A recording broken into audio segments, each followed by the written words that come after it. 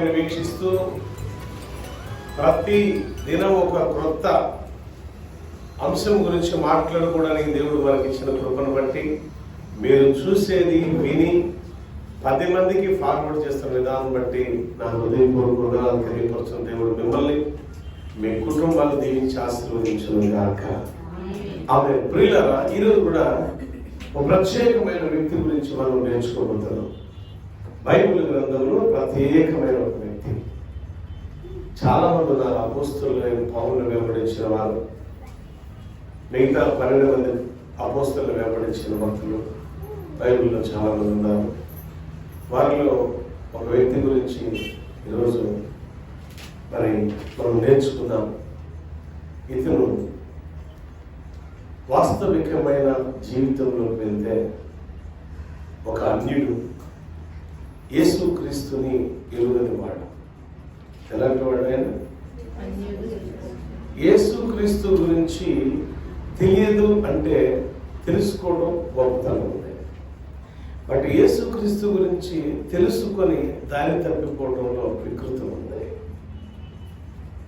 చెప్పండి, యేసుక్రీస్తు గురించి తెలియకపోతే తెలుసుకోవడంలో గొప్పతనం, తెలుసుకొని విడిచిపెట్టడంలో వికృతం ఉంది.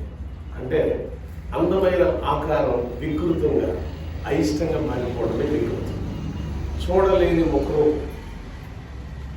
మన ముఖం ఎట్టుంటే చూస్తాడు, కానీ ముఖం కాలిపోయి మాసికలు ఉందనుకోవడం చూస్తాడా? పసిపిల్లలు మనం చూసి దేవని పరిగెడతారు.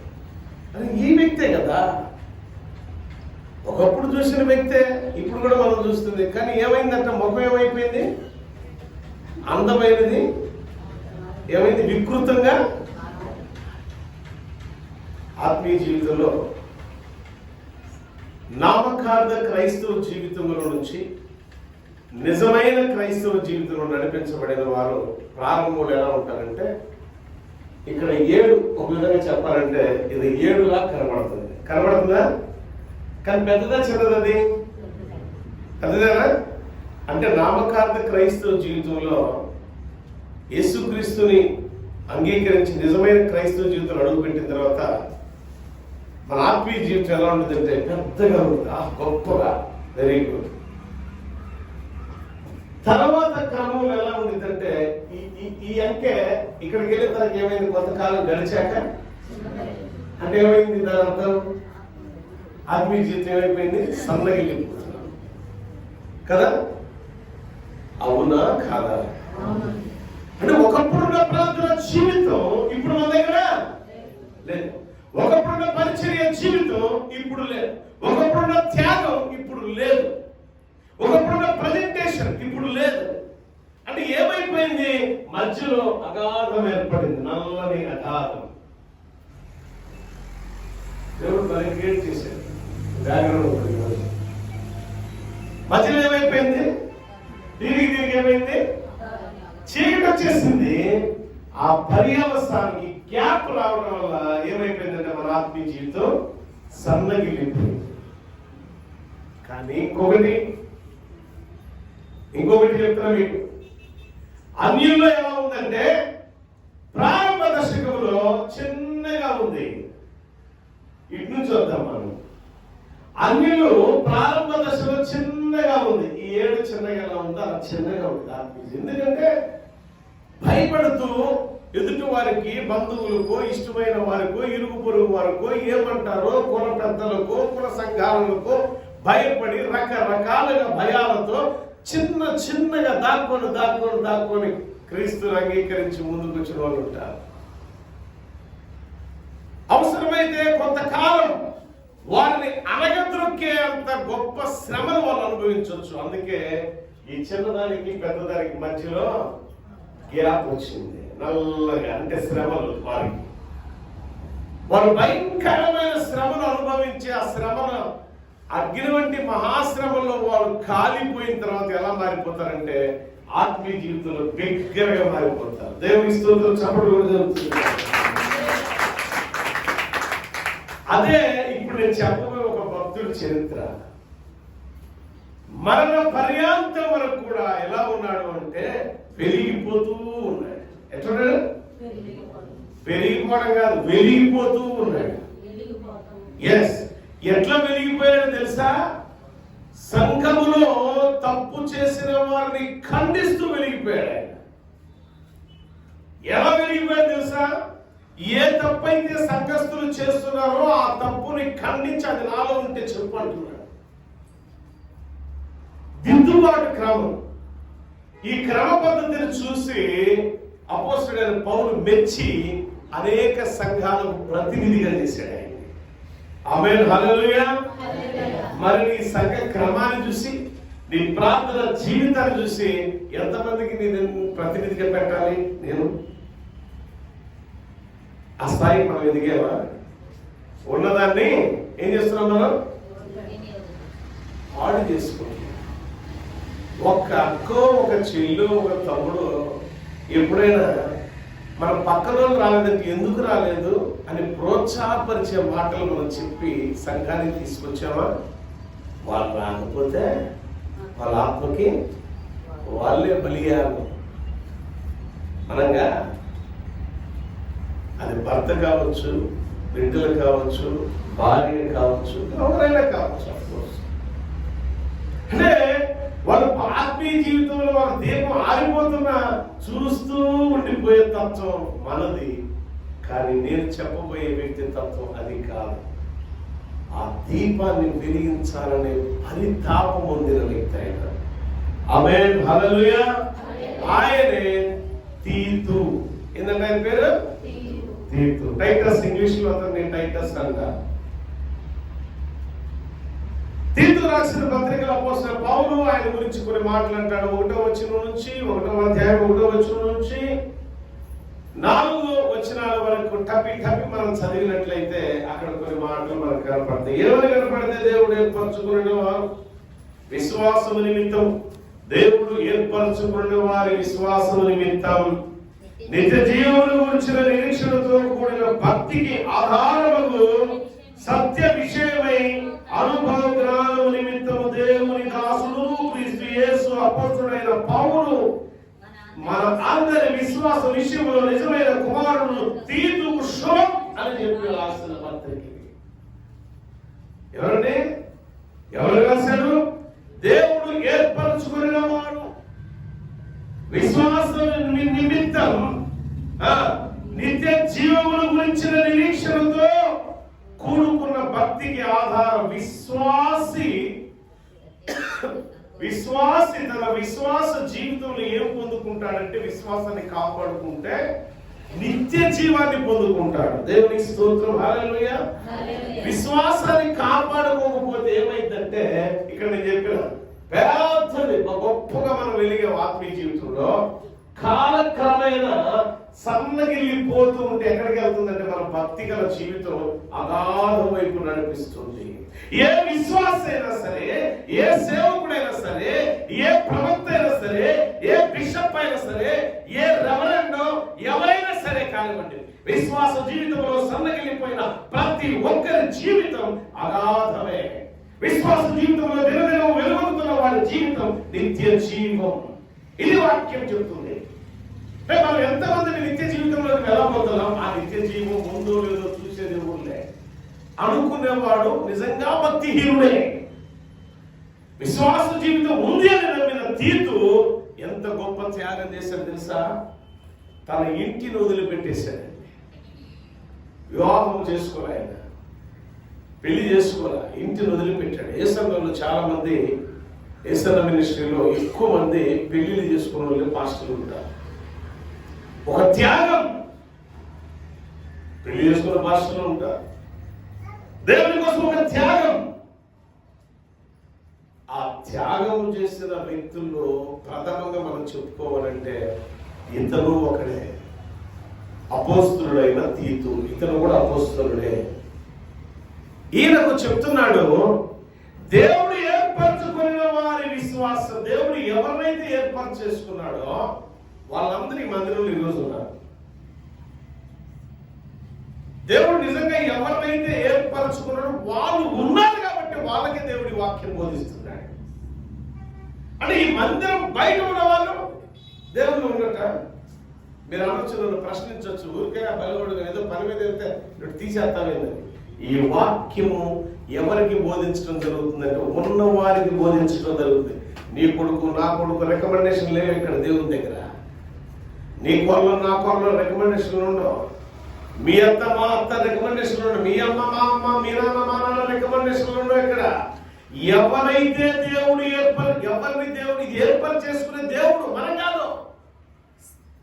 దేవుడు ఏర్పాటు చేసుకున్న మనుషులు ఎవరైతే విశ్వాస జీవితంలో ఉన్నారో వారిని తీసుకొచ్చి దేవుడు ఇక్కడ కూర్చోబెట్టి మాట్లాడుతున్నాడు. ఓ విశ్వాసులారా, భక్తి గల వారికి చెప్తున్నాడు, మీరు పొందుకోబోయే నిత్య జీవం ఎంత గొప్పదో తెలుసా? అది వాడబారనిది. దేవుని స్తోత్రం, హల్లెలూయా. అది తుప్పు పట్టనిది. దేవుని స్తోత్రం, హల్లెలూయా. అది చెదలు పట్టనిది. లోకంలో ఉన్న వస్తువులు ఎన్నో రకాలు మనం తయారు చేసి ఇంట్లో డెకరేషన్ గా పెట్టుకోవచ్చు. అవన్నా పాడైతేమో కానీ, అవన్నా ఒక దినము చెడిపోతాయేమో కానీ, మన కట్టుకున్న పెద్ద పెద్ద బిల్డింగులు కూడా పాడైపోతాయి. కానీ దేవుడు చెప్తున్నాడు, ఈ నిత్య జీవం అనేది యుగ యుగాలు తల తల తల తల తల తల తెల్లగా మెరిసిపోయేది. ఎలా ఉండిందో కాంతివంతమైన వెలుగు, ఆ వెలుగు ఎప్పుడు అలాగే ఉండింది. దానికి సమయం కూడా తెలియదు, వాడికి కూడా తెలియదు, మాది కూడా అంతకంటే తెలియదు.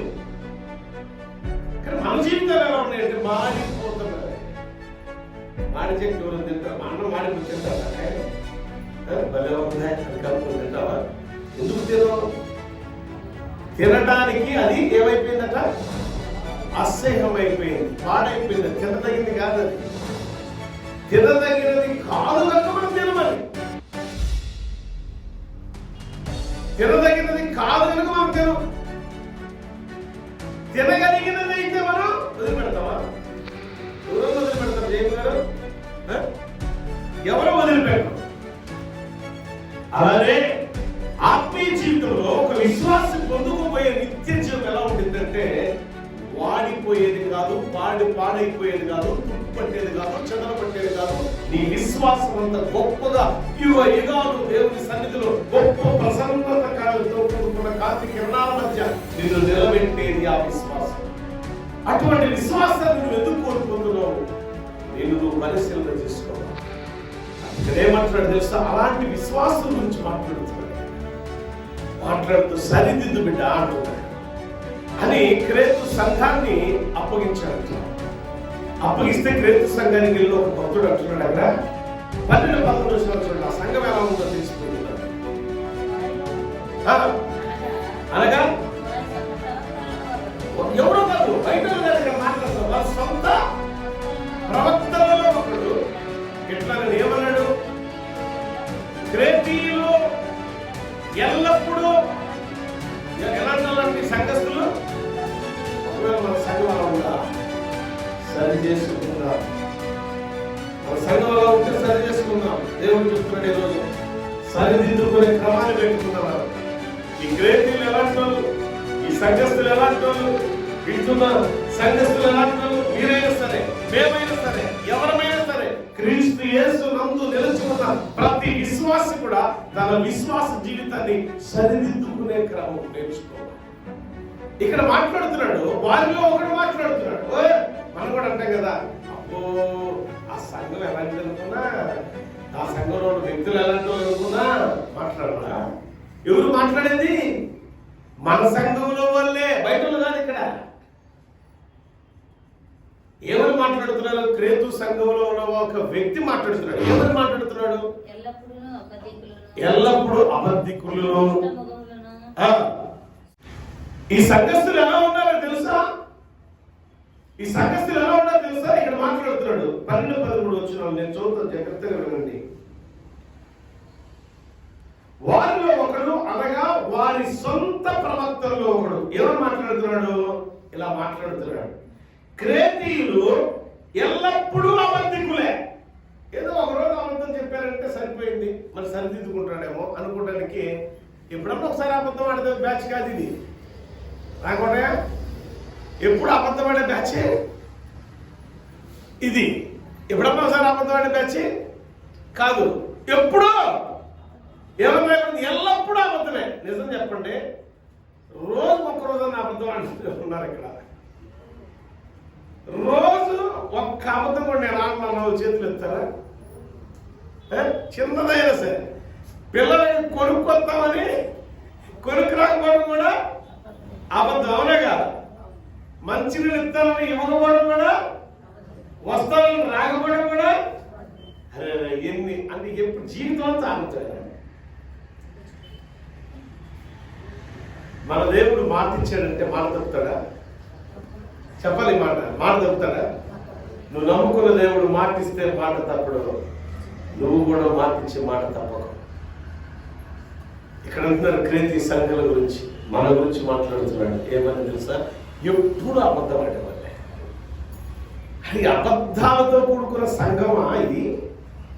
ఈ సంఘం అంతా అబద్ధికులే. ఒక్కడు మంచోడు కాదు, ఒక్కడు కూడా.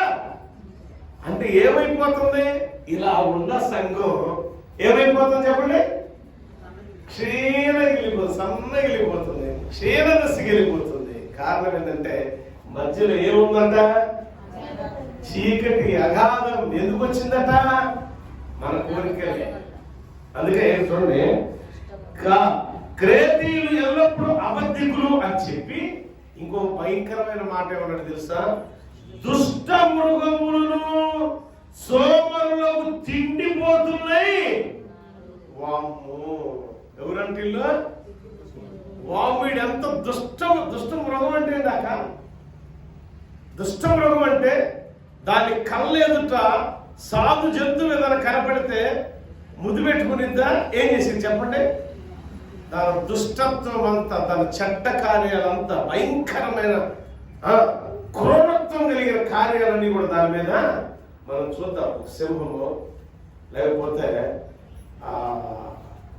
లేకపోతే టైగర్, పులియో, ఇలాంటి మనం చూస్తాం డిస్కవరీలో.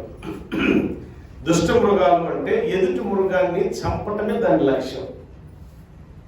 చీల్చి చీల్చి చీల్చి చీల్చి చండాన్ని చంపి తినటమే దాని లక్ష్యం. అంటే మంచి అనేది ఏ కోశానా అంటారు కదా, మంచి అనేది ఎంత మాత్రం వారిలో లేనే లేదు. అంటే ఇప్పుడు సంఘం ఎట్లా ఉంది? క్రేతీ సంఘం. క్రేతీలో ఉన్న సంఘస్థులు ఎలా ఉన్నారు అంటే వాళ్ళందరూ దుష్ట మృగాలు. దుష్టులు అంటే సరిపోయిన బహుశా దుష్ట మృగాల వంటి వారు ఎప్పుడునూ ఏముందట? దుష్ట మృగములు సోమరులు మళ్ళీ పైకి. ఎవరంటే దుష్ట మృగాలే కాదు, సోమరిపోతోళ్ళు, తిండిపోతోళ్ళు. ఊరి నాయన ఇలాంటి సంఘంతో యాగంతో కష్టమా కాదా? కుమారంలో చెప్పు నిజమా కాదా? అబద్ధం ఆడేవాళ్ళు, దుష్ట మృగాలు. మీరందరూ మంచోళ్ళే, మీరు అంత లేదు పాపం, మీకు అంత టాలెంట్ లేదులే. కానీ ఏదో అబద్ధాలంటే కొద్దిగా తోడ ఆదాహాయాలంటే మీరు ఏదో మాట్లాడతారేమో నాకు తెలియదు. కానీ నాకు తెలియదు అంటది కూడా, అది మీకు తెలుసు. కానీ దుష్ట మృగాల వంటి మనసు అయితే లేదు దేవుని కృపను బట్టి. అందులో బట్టి దేవునికి స్తోత్రం. హల్లెలూయా. సోమరిపోతులు అని ఎప్పుడన్నా ఉండదు. సోమరిపోతాను ఏమోలే, ఇంకా అది నాకు తెలియదు, అది మీకు తెలుసు. తర్వాత తిండిపోతులు. దేవుని స్తోత్రం నిజమనుకున్నందుకు. హల్లెలూయా. ఏదో కొద్దిగా అప్పుడప్పుడు ఉండింది మనకి సహజ శ్రద్ధలు. అయితే ఇలాంటి సంఘాన్ని, ఇలాంటి మనస్తత్వం కలిగిన సంఘాన్ని సరిదిద్దే పని పౌలు ఎవరికి అప్పచెప్పాడు తెలుసా? తీతుకు అప్పగించాడు. తీతు సంఘానికి వెళ్ళిన తర్వాత ఒక క్రమాన్ని నేర్పాడు. దేవుని స్తోత్రం. హల్లెలూయా. సంఘాన్ని దిద్దే క్రమం నేర్పాడు. ఒకటి సంఘంలో నేను పెత్తనం చేస్తానయ్యా, నేను నాయకుడిగా ఉంటాను, నేను అందరూ నిలబడి చేస్తానంటే ఓకే, రైట్, గుడ్. నాయకత్వానికి తగిన అధ్యక్షత, నీకు నాయకత్వం తగిన లక్షణాలు నీలో ఉండే పరిస్థితి చెప్తాను. ఏంటంటే దానికి కొన్ని క్వాలిటీస్ ఉంటాయి అబ్బాయి అని. ఆ క్వాలిటీస్ ఉన్నవాళ్ళు సంఘాన్ని నడిపించండి, తప్పులే అని చెప్పాను. సంఘాన్ని నాయకత్వం వహించండి అంటే ఏంటి ఆ క్వాలిటీస్ అంటే? ఏకపత్ని పురుషుడై ఉండాలి, అబద్ధికుడై ఉండకూడదు, మోసగాడై ఉండకూడదు, దుష్టత్వం మీలో ఉండకూడదు, కొండెములు చెప్పేవాడు మీలో ఉండకూడదు, పవిత్రుడై ఉండాలా, నిష్కలంకమైన మనసు కలిగిన ఉండాలా. ఎదుటి వారిని ప్రేమించే మనసు కలిగిన వాడై ఉండాలా అని ఇలా అన్ని యేసు క్రీస్తును పోలిన పోలికలన్నీ చెప్తునేసరికి ఎదుటి వారిని క్షమించే మనసు మనం కలిగి ఉండాలి. ఈ చెప్తునేసరికి అందరూ నేను లీడర్ని అనుకున్న ప్రతివాడు కూడా ఒక్కొక్కడికి కనెక్ట్ చేసుకుంటూ వెళ్ళిపోతున్నారు. ఎవరో ఒకళ్ళు అలా మిగిలితే వాళ్ళయ్యా నాకు పెత్తనాలు చేయడం కాదు కానీ నాకు పరిచర్యను అప్పచెప్పాయి అన్నారు. అలాంటి వారికి ఒకరినిద్దరు ఎన్నిక చేసి ఆ సంఘం సరిదిద్దే పరిచర్య. దేవుని స్తోత్రం, హల్లెలూయా.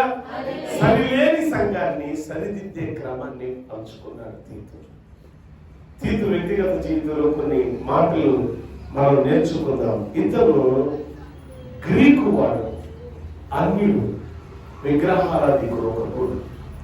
కానీ క్రీస్తు కృపను బట్టి క్రీస్తులో పట్టబడిన వాడు. గలతీ సంఘానికి రాసిన పత్రికలో తీతు గురించి, అంటే దాదాపు అన్ని పత్రికల్లో కూడా ఆయన గురించి కొన్ని మాటలు రాయబడి ఉన్నాయి. కానీ వాటిలో కొన్ని మనం నేర్చుకుందాం. చూడండి, ఈయన గలతీ సంఘానికి రాసిన పత్రికలో 2:3 అక్కడ ఏముందో చూద్దాం. 2:3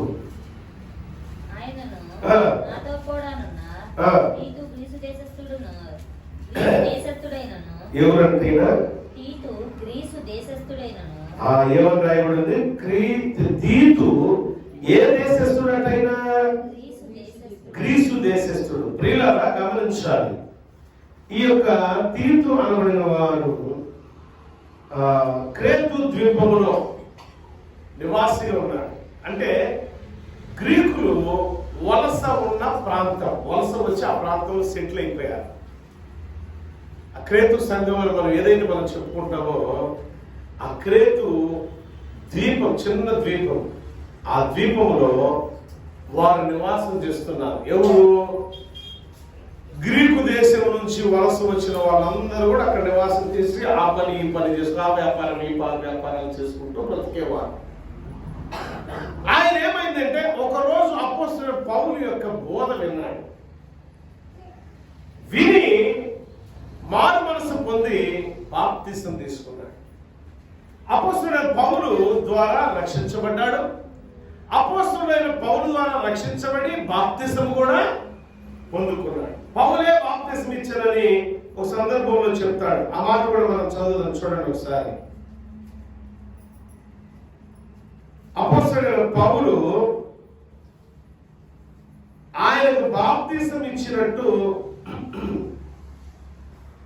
చెప్తాడు ఒక చోట. కొరింథీ సంఘానికి రాసిన పత్రికలో 1:14 ఉంటుందని.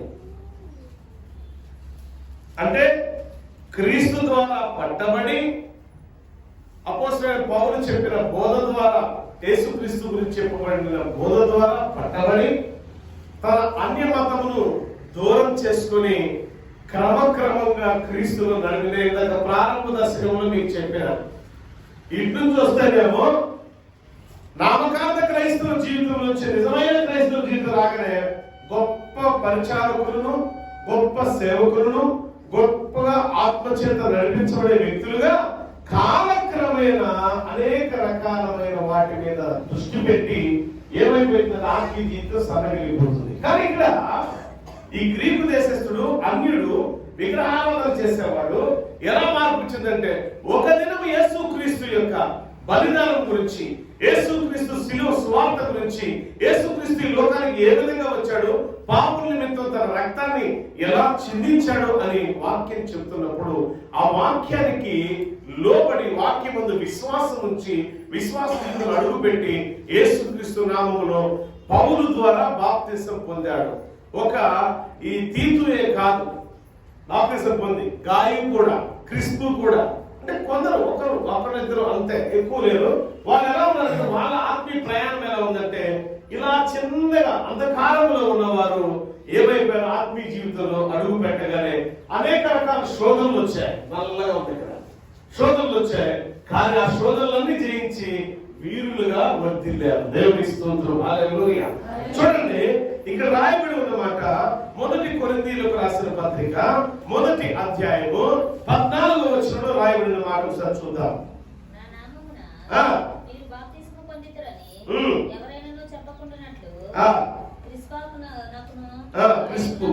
క్రిస్పుకునకును గాయునకును అందుకైతే దేవునికి కృతజ్ఞతాస్తుతులు చెల్లించుచున్నాను. రైట్. గలతీ 2:3 చదవమ్మా. చదివాము ఇందాక. 2:12-15 చదువు. కొరింథీయులు 2:12-15. ఇలా బాప్తిసం స్వీకరించబడిన తరువాత ఆయన క్రేతు సంఘములు నడిపించబడుతూ తర్వాత ఆయన పరిచర్య విధానమును బట్టి ఎలా ఎదిగాడు, ఎలా ముందుకెళ్ళాడు అని అంటే 2వ కొరింథీయులకు రాసిన పత్రిక 2వ అధ్యాయము 12-15 వచనాలు చదివితే ఈయన పరిచర్యలో ఎక్కడెక్కడ పాలిభాగస్తుడో అది కూడా ఉంటుంది. చదువు. త్రోయకు వచ్చినప్పుడు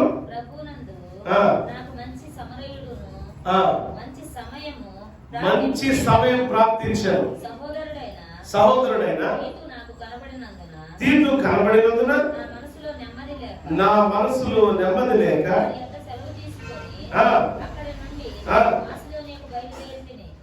ప్రయాణం అయిపోయింటే తన మిషనరీ యాత్రలో తీతు కూడా ఉన్నాడు. అదే 7వ అధ్యాయం 13-15 ఉంటుంది చూడండి ఒకసారి.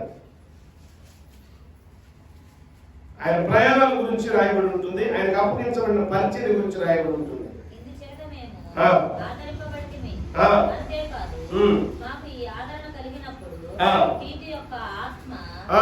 మీ అందరి వలన విశ్రాంతి పొందినందున అతని సంతోషమును చూచి మరి ఎక్కువగా మేము సంతోషించుకుని. తీతు యొక్క ఆత్మ అంటే కొరింథీయుల సంఘాలకు మాసిదోనియా సంఘాలకు నుంచి వారు ప్రయాణమై పోతూ ఉండగా సంఘాలలో ఉన్న ఆత్మానుసారమైన క్రియలను బట్టి, ఆత్మానుసారంగా సంఘ బిడ్డలు వర్ధిల్లే విధానమును బట్టి ఈయన ఇంట్రడ్యూస్ చేస్తున్నాడు. ప్రతి సంఘానికి కూడా, వెళ్ళే ప్రతి సంఘానికి కూడా తీతు కూడా మనవాడే. అంటే యేసుక్రీస్తు నామములో రక్షించబడి, క్రీస్తులో నడిపించబడుతూ క్రీస్తు సాక్షిగా ఉండడానికి ఇష్టపడిన తీతుని అనేక మంది ప్రజలకు పరిచయం చేస్తున్నాడు ఆయా సంఘాల్లో. మరలా అంటున్నాడు ఇంకొక మాట. 8వ అధ్యాయం 16-17 వచనాలు రాయబడింది. తీతు హృదయములో ఆసక్తిని బట్టి, తీతు ఈ పరిచర్యను బట్టి, అపోస్తలుడైన పౌలు చేయించిన సేవా పరిచర్యను బట్టి తీతు ఎంత అత్యాసక్తుడుగా కనబడుతున్నాడో రెండోసారి మళ్ళా కొరింథీయులకు రాసిన పత్రికలో ఈయన మాట్లాడుతున్నాడు. 8:16-17 మీ విషయమై నాకు కలిగిన ఈ ఆసక్తిని తీతు హృదయములో పుట్టించిన దేవునికి ఆమేన్. హల్లెలూయా. 22-23 కూడా ఉంటుంది అదే అధ్యాయంలో. 22-23 కూడా చదవమ్మా. మరియు వారితో కూడా మేము మా సహోదరుని పంపుచున్నాము. చాలా సంగతులలో అనేక పర్యాయములు అతన్ని పరీక్షించి అతడు ఆసక్తి గలవాడనియు ఇప్పుడు మీ ఎడల అతనికి కలిగిన విశేషమైన నమ్మకము వలన మరి ఎక్కువైన ఆసక్తి గలవాడని తెలుసుకొనుచున్నాము. ఆమేన్. హల్లెలూయా. సంఘాల పట్ల మీరు ఇంటికి వెళ్ళిన తర్వాత చదువుకోండి. 12వ అధ్యాయం 17-18 కూడా రాయబడి ఉంటుంది. ఇలానే అంటే ఏమి రాయబడి ఉంటుంది అంటే యేసుక్రీస్తు నామమును బట్టి పట్టబడిన తీతు ఒక అన్యుడు ధన్యుడిగా మార్చబడ్డాడు. ధన్యుడిగా మార్చబట్ట మీద క్రూర మృగాల వంటి మనస్తత్వం కలిగిన మనుషుల మధ్య పరిచర్య చేస్తూ ఆ పరిచర్యను దిగ్విజయంగా సాధించాడు. మాట వినని మనుషుల మధ్య పరిచర్య చేయండి అని చేస్తాము. మూర్ఖుల మధ్యకి తీసుకెళ్ళి ఇప్పుడు ఇక్కడ కూర్చొని యవనస్తులు ఎవరు ప్రేరేపించబడిన వాళ్ళని అభిషేకించి తీసుకెళ్లి పడేసాం ఊర్లో. నాయన సేవ బాగా చేయను ఆయన బిడ్డ, దేవుడిని దీవించును గాక, దేవుని ఆత్మ నీకు తోడు ఉండను గాక అని అనుకున్నాను. 1 నెల అయింది, 2 నెలలు అయింది, 3 నెలలు అయింది. ఫోన్ పనిచేయదు, మనిషిగా కనపండి. ఎవరి మధ్య సేవ చేస్తుంది? దుష్ట మృగాల మధ్య, అబద్ధికుల మధ్య. అలాంటి వాళ్ళ మధ్య ఈనాటి కాలంలో మనం సేవ చేయగలుగుతామా? చేస్తామా? సోమరిపోతుల మధ్య, తిండిపోతుల మధ్య, తాగుపోతుల మధ్య మనం చేయగలుగుతామా? చేస్తామా? వినినట్టు ఉంటారు కానీ విననే వినరు. వినినట్టు ఉంటారు కానీ వినరు. ప్రియులారా, ఇక్కడ నేను మీకు టోటల్గా చెప్పేది ఏంటంటే, దేవుని పరిచర్యలో అతను ఎంత ఆసక్తుడంటే, మనం చదువుకున్న కొరింథీ సంఘానికి రాసిన పత్రికలో, రెండోసారి కొరింథీ సంఘానికి రాసిన పత్రికలో 7వ అధ్యాయము 5-7 వచనాల్లో కూడా ఒక అద్భుతంగా రాయబడి ఉంది. ఈరోజు దేవుడు మనకు వాక్య పరిచర్య ఇచ్చాడా? ఈ పరిచర్య చేయాలి. సువార్త పరిచర్య, అనేక గ్రామాలకు వెళ్ళి సువార్త ప్రకటన చేయాల్సిన పరిచర్య ఇచ్చాడా? ఆ పరిచర్య చేయాలి. నమ్మకంగా మందిర పరిచర్య, మందిరాన్ని శుద్ధీకరణ పరిచర్య ఇచ్చాడా? చేయాలి. సువార్త పరిచర్యలో పాటలు పాడే పరిచర్య ఇచ్చాడా? పాటలు పాడాలి. ప్రార్థన చేసి పరిచర్యనిచ్చాడా? పరిచర్య నమ్మకంగా ప్రార్థన చేస్తూ దేవునికి మహిమకరంగా మనం జీవించాలి. ఈరోజు తీతు అనే భక్తుడిని గురించి ఎందుకు మీకు చెప్పాను అంటే, ఆయన ఆఖరి వరకు, ప్రాణం ఉన్నంత వరకు కూడా అనేక మంది మనుషుల మధ్య కొరింథీ సంఘానికి వెళ్ళాడు, మాసిదోనియ సంఘానికి వెళ్ళాడు, ఎఫెసీ సంఘానికి వెళ్ళాడు. ఈయనతో పాటు తిమోతిని కూడా తోడు చేసి పంపించాడు ఆనాడు అపోస్తలుడైన పౌలు. ఎక్కడైతే సంఘాలు సరిగా లేవో ఆ సంఘాలను సరిదిద్దే పరిచర్యను దేవుడు పౌలు ద్వారా తీతుకు అప్పగించాడు. అంటే సంఘాలు సరిలేని సంఘాలను సరిదిద్దే పరిచర్య అంటే, ఆ సంఘాల్లో ఉన్న మనుషులు, ఆ సంఘాల్లో ఉన్న వ్యక్తులు ఎలాంటి వాళ్ళు ఉంటారు అని అంటే, వాక్యం చెప్తుంది వారంతా అబద్ధికులై ఉంటారు, వారంతా మోసకారులై ఉంటారు, వారంతా క్రూర మృగాల మనసు కలిగిన వారై ఉంటారు, వాళ్ళంతా దుష్ట మృగాల మనసు కలిగిన వారై ఉంటారు, వాళ్ళంతా తిండిపోతులై ఉంటారు, వాళ్ళంతా తాగుపోతులై ఉంటారు, వాళ్ళంతా సోమరిపోతులై ఉంటారు. అలాంటి మనుషుల మధ్య, మాట వినని మనుషుల మధ్య వెళ్ళిపోయి మారు మనసు పొందేటట్టు వారిని చేయడం అంటే అది ఎంత కష్టతరమో ఆ పరిచర్య. కానీ అలాంటి పరిచర్యను దిగ్విజయంగా ముగించి దేవుని పాదాల దగ్గర చేర్చబడిన వ్యక్తి బైబిల్ గ్రంథంలో ఒక వ్యక్తి ఉన్నాడు అంటే, ద గ్రేట్ పర్సన్ టైటస్, తీతు. దేవుని స్తోత్రం, హల్లెలూయా. మనకి ఏదైనా పని అప్పగించితే మనం ఎంతవరకు మనం నమ్మకంగా చేయగలుగుతున్నాం? ప్రార్థన, అయ్యా రోజుకు 1 గంట ఇద్దరు వచ్చి ప్రార్థన చేయమన్నాం. ఎంతమంది ఆ పరిచర్యను కడ వరకు నమ్మకంగా చేయగలుగుతున్నారు అంటే అసలు లెక్క వేసుకోవాల్సిన అవసరం కూడా లేదు. ఎందుకంటే ఎక్కడో ఒకళ్ళు ఇద్దరు వస్తారు, అంతే, బొత్తే వస్తారు, లేకపోతే దుప్పను ఉసుకెళ్తాం. ఇది తప్ప ఇంకోటి లేనే లేదు. రేపు చెప్తున్నా, ఇక్కడ చూపించా, వెనకాల కూడా మీకు సింబల్స్ కూడా చూపించా. ఇలాంటి ఆత్మీయ జీవితం ఇలా వెళ్ళిపోయిన తర్వాత మిగిలిపోయేది ఏంటి తెలుసా? మున్ముందు అగాధమే. అగాధంలో పడిపోవాలి అనుకున్న వాళ్ళు ఆత్మీయ జీవితంలో భ్రష్టులు అయిపోతారు. వర్ధిల్లాలి అనుకున్న వాళ్ళు ఆత్మీయ జీవితంలో సన్నగిలిపోతున్న నీ జీవితాన్ని ఈరోజు ఈ వాక్యం ద్వారా సరిదిద్దుకొని ఉన్నతమైన స్థానానికి వెళ్తావా? లేకపోతే అగాధంలో పడిపోయి నువ్వు పాడేది కాక నీ కుటుంబాన్ని పాడు చేసుకుంటావా?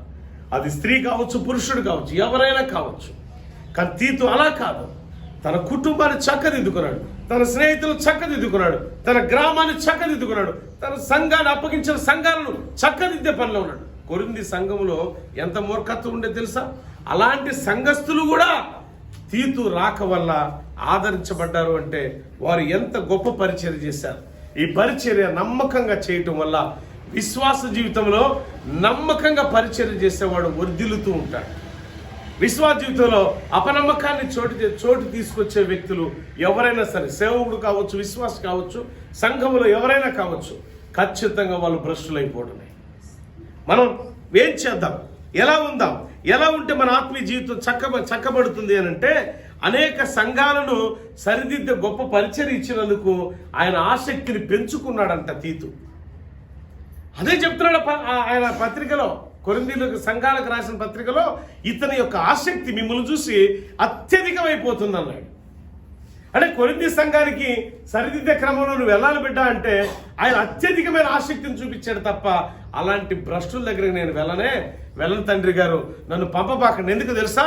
వాళ్ళకు డబ్బు ఉందని అహంకారం, వాళ్ళ వ్యాపారాలు వర్ధిల్లుతున్న అహంకారం ఉంది. వాళ్ళు గొప్పగా మేమంతా అందరికంటే గొప్పలు అనే ఫీలింగ్స్ ఎక్కువ ఉన్నాయి. నేను ఎక్కడో గ్రీకు దేశం నుంచి వచ్చి ఏదో ఈ లిబియా ప్రాంతం, ఇప్పుడున్న అయితే లిబియా ప్రాంతం, అది లిబియా ప్రాంతంలో ఒక మారుమూల ఒక చిన్న ద్వీపంలో బతికేవాడిని నన్ను తీసుకెళ్ళి పంపిస్తావు మంచి వ్యాపార కేంద్రాలు, వాళ్ళు మా మాట వింటారా?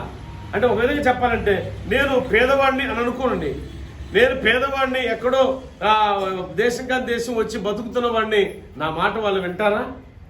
నేను పరదేశిని కదా నా మాట వింటారా? పరాయి వాడిని కదా నా మాట వింటారా? అనుకోలా. ధైర్యంతో ముందుకు వెళ్ళాడు. ఎందుకు వినరు? ఎందుకు తెలుసా?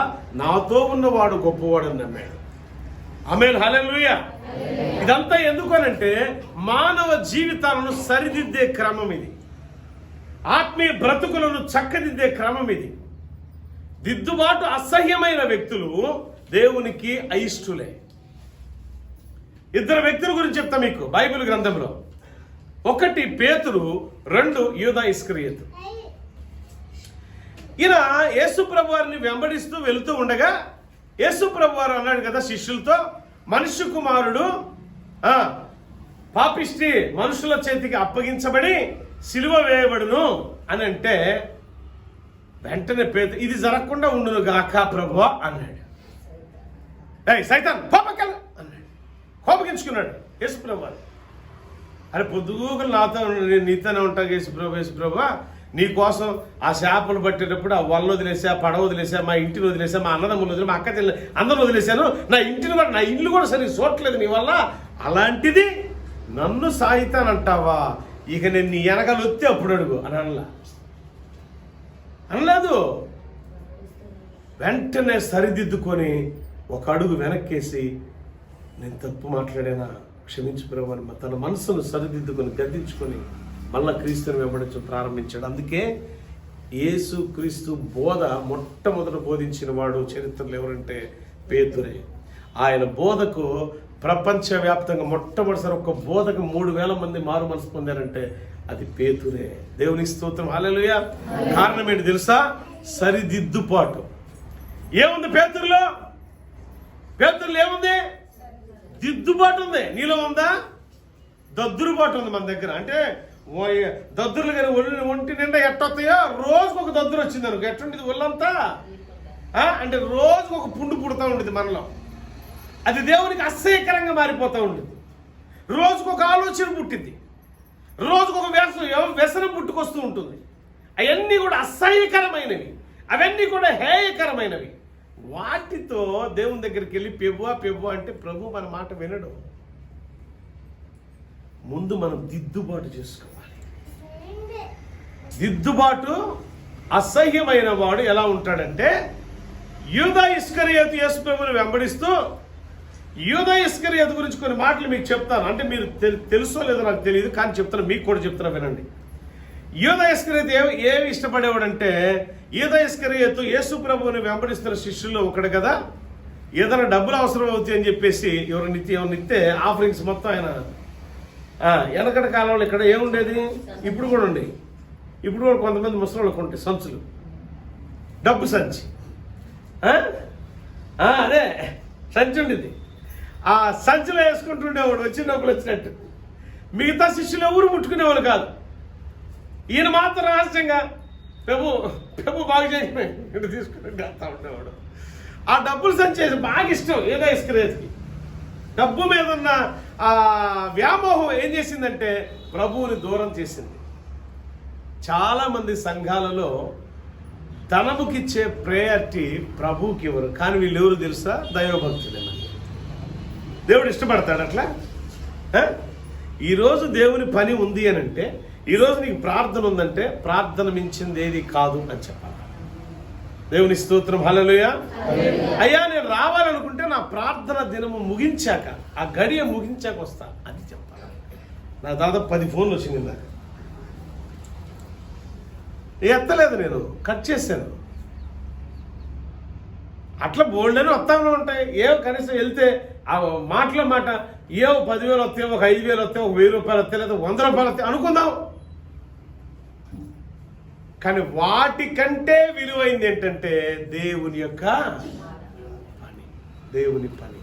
యూదా ఇస్కరియోతు కూడా అన్నాడు కదా, మీలో రొట్టె విరుస్తున్నప్పుడు రొట్టె విరిసినప్పుడు మీలో ఒకడు నన్ను అప్పగిస్తున్నాడు అని అనగానే అందరూ ప్రభా ఎవరు ప్రభా ఎవరు ప్రభా ఎవరు ప్రభా అంటే ఏదో ఇస్కరియోతు అంటాడు కదా, నేను కాదుగా అంటాడు.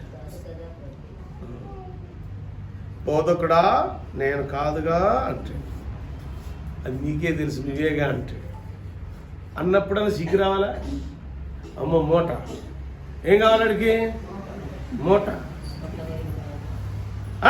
నిన్ను పట్టిస్తారు ఎంత ఇస్తారు భలేవాడు, ఇది ఎట్ట పోగొట్టుకోమంటే నిన్న పోగొట్టుకుంటా కానీ అనుకుంటూ వెళ్ళిపోయాడు.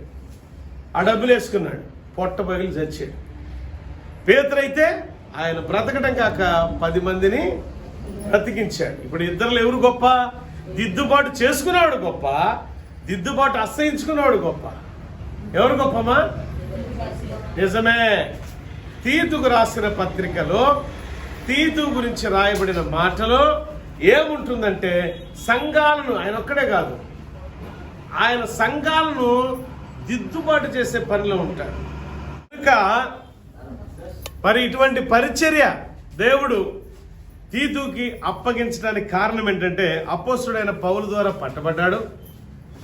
క్రేతు సంఘములో ఆయన అబద్ధికులను, మోసకారులను, దుష్టమృగం వంటి స్వభావం కలిగిన వ్యక్తుల మధ్య సేవ చేసి అనేకులను ఒక క్రమ పద్ధతిలో దిద్దే పరిచర్య పొందుకొని ఆఖరి అంటే శ్వాస విడిచేంత వరకు క్రీస్తుకు నమ్మకంగా బ్రతికి ప్రభు మహిమార్థమై ఆయన చెంతగా చేర్చబడ్డాడు.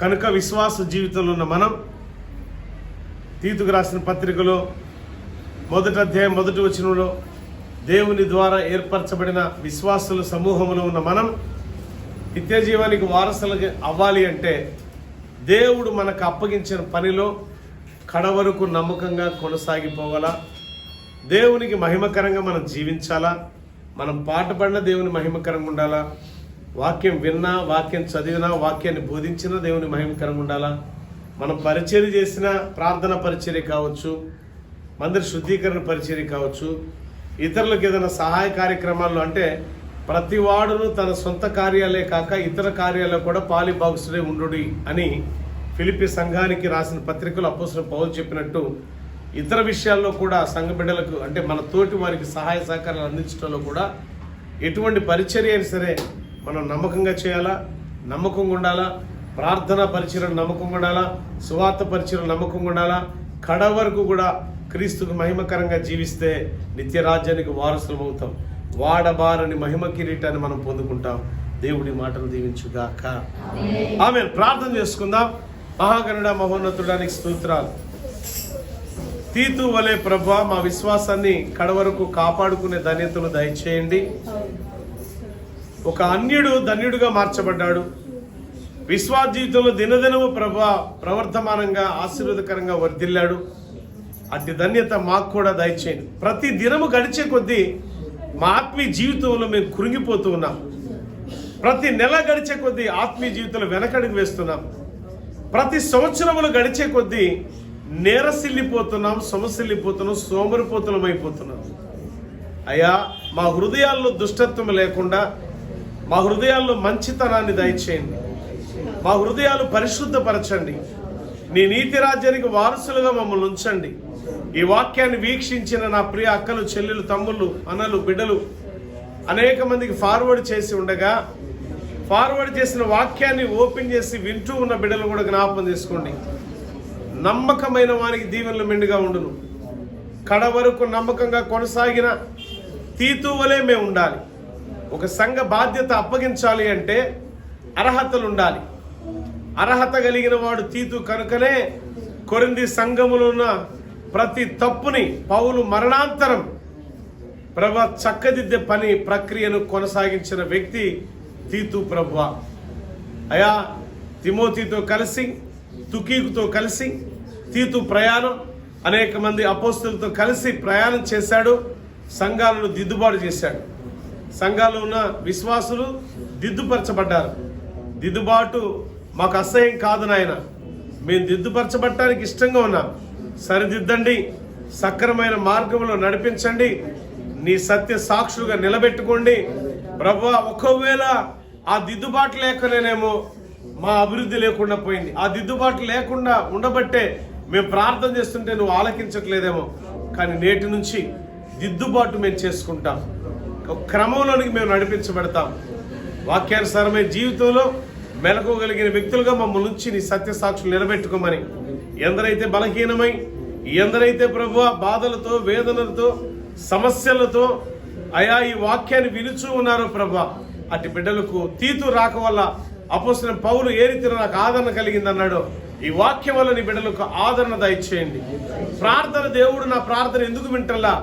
కారణం నాలో దిద్దుబాటు లేదా, నాలో అసహ్యమైన క్రియలు నేను దిద్దుబాటు చేసుకునే ప్రక్రియ నాలో లేకుండా పోయిందా? అయితే దిద్దుబాటు చేసుకుందాం అని మనస్ఫూర్తిగా మార్పు చెందిన బిడ్డలను దీవించండి. పరిపూర్ణ స్వస్థత వారికి దయచేయండి, పరిపూర్ణ ఆరోగ్యాన్ని దయచేయండి. ఆయా వారి ఉద్యోగములు, వ్యాపారములో మీరు వర్ధిల్ల చేయండి, వ్యవసాయములో వర్ధిల్లను దయచేయండి ప్రభు. ఆశీర్వాదకరమైన, దీవెనకరమైన బాహుని బిడ్డలకు తోడుగుంచి నడిపించమని, కడ వరకు నమ్మకమైన సాక్షులుగా ఉంచమని యేసు నామమున అడుగుచున్నాను తండ్రి, ఆమేన్. God bless you all. దేవుడు మిమ్మల్ని, మీ కుటుంబాలను దీవించి ఆశీర్వదించును గాక. ఆమేన్.